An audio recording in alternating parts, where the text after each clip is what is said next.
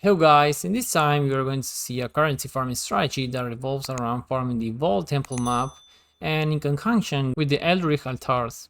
In the video we're going to talk about what this strategy is about, then we're going to explain how the strategy works, then we're going to talk about the Atlas tree that I have prepared for this strategy, then the test run that I did for testing this setup, and then all these scarabs and the sextants we're going to be using for this, and finally the results for the test run that I did run to have some conclusions of the profit. And before starting, I have to mention that this strategy revolves around a lot of RNG.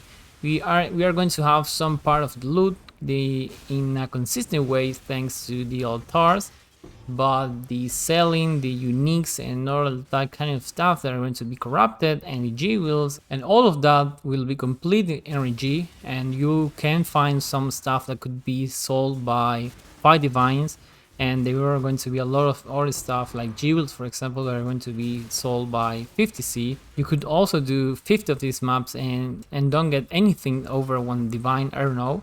This is completely energy. So with that in mind, let's start with the video. The strategy revolves around doing the VAAL Temple Map. As you can see here in the wiki, this map is kind of special because it's an impossible outcome when you try to corrupt a tier 16 map. And it is special because it has this map mod as an implicit that says that the area contains generational guarded VAAL vessels. So what are these VAAL vessels, you may be asking yourself? Well, a VAAL vessel is like a strongbox but it's corrupted, and it's special because it can drop items corrupted and double corrupted, and it also drops a lot of fragments that we aren't going to be picking up, but it also drops corrupted jewels, corrupted gems. So the main plan in this strategy is to get into these maps, find all of these VAAL vessels, open them, and then get out of the map and repeat that for every map. Then this implicit that all VAAL Temple Map has, it's a map mod, and that can be further improved by the Atlas tree nodes here, the map modifier ones that increase all of the map modifiers, and the one from the VAAL map vessel is not an exception. So if we get all of these nodes and at the same time we get the keystone, the wandering path that makes every one of these modes to be amplified, then this map mod, instead of 10 in each map, you're going to find 16 of these VAAL vessels per map. So that's pretty good, that's excellent for this strategy, and that's what we are going to do here. Then, since the VAAL Temple Map layout is pretty bad, you're going to find a lot of different levels and a lot of rooms, and the map in itself is pretty dark. We are going to be using the keystone that you probably have never used in the past unless you have done this strategy. It's called Twist of Fate, and this keystone, what it makes is that it randomizes everything in the map, including its explicit mods that the map will have, the scarabs that we are in the map device, the option in the map device, and most importantly, it will also randomize the layout of the map. Yeah, it randomizes, and once you open the VAAL Temple Map, it will be placed in any other random map that we have in the Atlas. Now let's say that the random layout that we have in the Atlas is still better than the layout from the VAAL Temple, so that's why we're running this, and the experience while running this strategy will be way better. Since we are using this keystone, then we are not going to be able to select our own scarabs since they are all going to be randomized. So what we are going to do is to use the growing hordes, and we're going to be adding the cheapest scarab, and then in this case will be rusted, and we're going to be increasing the pack size, and that will affect the amount of mobs that we're going to get from these strong boxes that are the VAAL vessels. So up to now we have that we are going to be running these VAAL maps, and we are going to be using the keystone for the wandering path to increase the map modifiers, right? And this inherently will increase all of the map mods that are going to have the difficulties that are affecting the mobs, but that's also going to be increasing the rarity, the quantity, and the pack size, okay? So these will increase the pack size. And then from the other side, we have that we want to change its layout. So we're going to be using the Twist of Fate keystone to change the layout. And this will make us to use the keystone for growing hordes. And these will inherently also affect the pack size. So what we have in a strategy that the pack size is going to be huge. Well, this is perfect for the altar farming strategy, and this is why we are choosing the red influence to form these altars. Okay, we're going to find a lot of these influenced mobs, and the more influenced mobs that we see and we kill the mobs, since each one of these mobs has a base chance of spawning altars, we are going to be finding a lot of these altars and a lot of the currency that drops from these mobs thanks to the altars effects. So the altars aren't just randomly thrown into this strategy, they are actually good, and we are scaling that, and there's a lot of synergy behind that. So yeah, this is the whole map strategy that is around this VAAL Temple farming strategy. This is the ATA tree, and you're going to see some weird stuff considering that we are using the Wandering Path keystone. So you only need to spec into the stuff that you're going to see here, and all your stuff it won't matter. So if you want to save some of the respect points, you can just leave the other stuff you had before in place, and you don't have to change the whole tree. So starting with the Strongbox nodes that also affect the Vault vessels. So we have here some of these mods. It will give an extra chance for the vessels to be openable again. So we are going to find some of the vessels that you're going to opening them even 3 times in the same vessel. So even though there are 16 vessels in each of these maps, you're going to be opening them multiple times. So in practice, you will have more than 16. So these mods are pretty good, and especially because its effect is also going to be duplicated by the Wandering Path keystone. Then we are in these mods that what they do is that they add a fixed chance that extra mobs are going to be guarding these map vessels. So the more mobs that they are, the more loot that we're going to be dropping for these vessels. Then we have this single node here for the strong boxes, and what it does is that it increases the quantity. It will basically make the vessels to drop more stuff. Then for the keystones, like we already mentioned, we are using the Twist of Fate, the Growing Hordes, and the Wandering Path. So every one of these mods from the top hat will be increasing all of mod modifiers by 4% each one. So that will make the maps more packed, and you will drop a lot of stuff, a lot of items itself. And yeah, then we have the quant wheel, so you can get more stuff for maps. The small quant wheel too. Remember that all of these will give a total amount of 2 quant each, because they are also affected by the Wandering Path keystone. Then we have the influence mods here. Remember that the nodes, these ones won't be active because we are using the Wandering Path keystone. But since I had before doing this strategy, I didn't wanted to unspec them, since we don't need all of the points in your tree to make the strategy ultra good.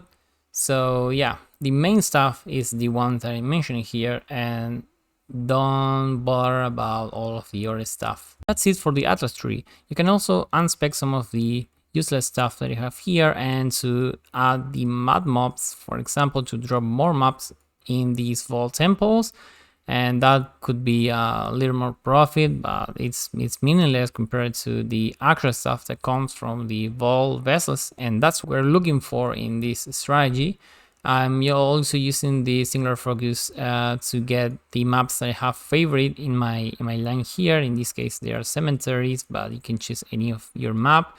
You're going to see that these maps will have so many mobs that we're going to drop a lot of maps. So yeah, you can also remove all of these favorite maps and drop more currency. That's up to you. And yeah, that's basically it. I run 30 of these maps, And as you can see, I'm using the Vault Temple alongside the Rusted Scarabs. I'm using 4 stacks. In my case, this is just an example. The Breach one is an example, but I used the Torment one and I bought them in bulk, and you're using in this way, so they are going to be consumed at the same time and they can be the same. And then for the map device, I'm using just the normal one since this also random, so we will get any other. We won't be spending some chaos here, so just select the default one. And yeah, that's basically for the strategy for the setup. And then in my case, I'm using the sextant for the reflected damage mods.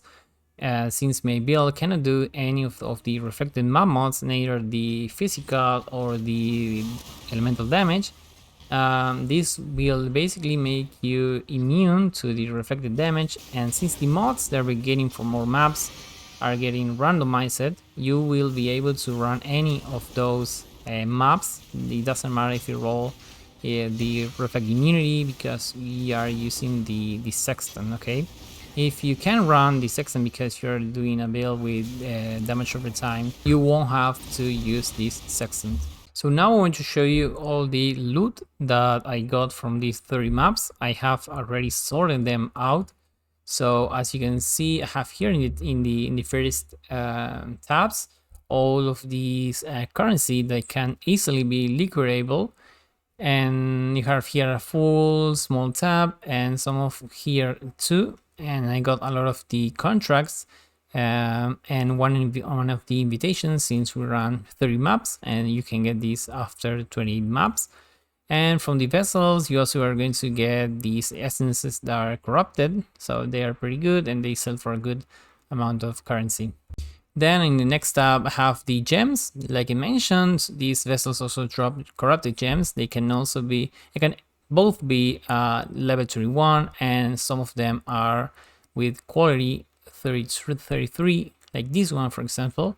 And some of these will sell. As you can see, I have the chaos here from the sales that I have already done. I had started with 15 chaos, and I started decreasing the price. And also some of the cards, none of these are valuable at all, so these won't be included in the price check. So we have all of these armors and more here and more here, and then have all the maps that I got from these maps. Like I said, since the maps are incredibly hard and they have a lot of mobs, they are going to be dropping a lot of maps too. A lot of them are cemeteries, since we are using the singular focus map mod. And then in this tab, I have the unique jewelry that's also corrupted or double corrupted. For example, this Valaco sign. We have here another corrupted items. All of these can either be corrupted with one mod or double corrupted with 2 mods. In this final tab, I have all the jewels, and I have to say that jewels are really important for this strategy, so you have to pick them all. Because you can have a lot of the good mods and some of the decent mods in the implicit section, and they can be sold. I sold a lot of them for 50 chaos, and they can have, for example, the corruption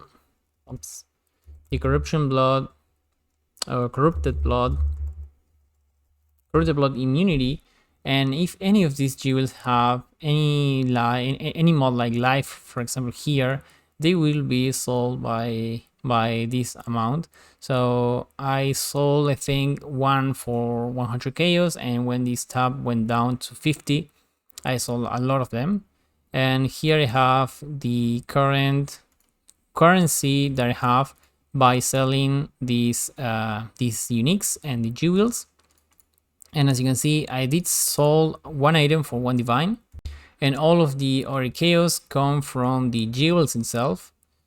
I think that I also sold one of these items for 50 chaos. I don't recall which item was it, but I think I sold one other item here from the unique section for 50 chaos, and all the rest of the chaos that you see here came from these jewels. Okay, so just by pricing the first tabs with the currency that we get basically from the altar farming, we have over 8.5 divines.